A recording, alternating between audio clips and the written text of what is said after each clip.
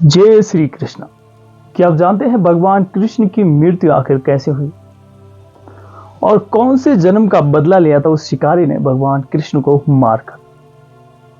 आप सभी ये जानते हैं जब कुरुक्षेत्र का युद्ध हुआ था तो इतनी हत्याएं वहां हुई थी कि आज भी कुरुक्षेत्र की जो मिट्टी है वो लाल नजर आती है।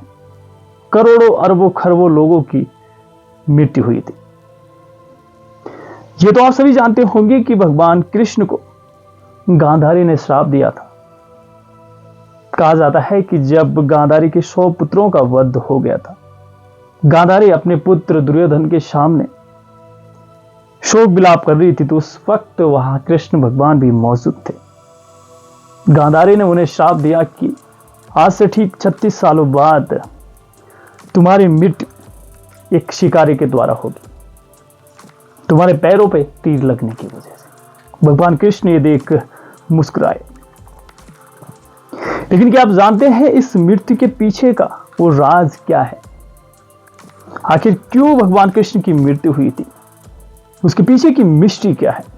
आइए जानते हैं। कहा जाता है कि भगवान कृष्ण जंगल में एक पीपल के पेड़ के नीचे ध्यान मग्न होकर सो रहे थे।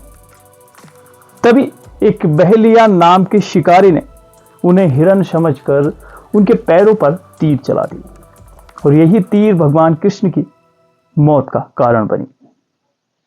वो शिकारी जब भगवान कृष्ण के सामने गया और उसने देखा कि ये तो प्रभु हैं, तो उसने उनसे माफी मांगी और वो रोने लगे। लेकिन भगवान कृष्ण ने उससे कहा कि तुम्हें शोक करने की कोई जरूरत नहीं है। जब त्रेता युग में मैं राम बनकर आया था तो मैंने चुपके से तुम्हें तीर मारा था, तुम्हारी हत्या की थी। जी हां, त्रेता युग में भगवान राम ने सुग्रीव के तरफ से बाली को जब तीर मारा था तो बाली की मौत हो गई थी। सुग्रीव अपने भाई बाली से बहुत परेशान था। वही बाली जो किसी से लड़ता था तो उसकी शक्ति उस व्यक्ति से दुगना हो जाती थी।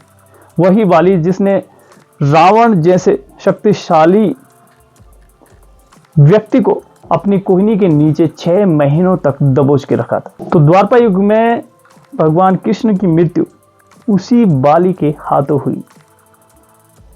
कर्म भगवान कृष्ण उसे बताते हैं कि कर्म का हिसाब किसी ना किसी जन्म में देना पड़ता है। पिछले जन्म में जब मैंने राम बनकर तुम्हें मारा था तो मेरे ऊपर तुम्हारा कर्जा था और इस जन्म में तुमने अपना बदला पूरा लिया।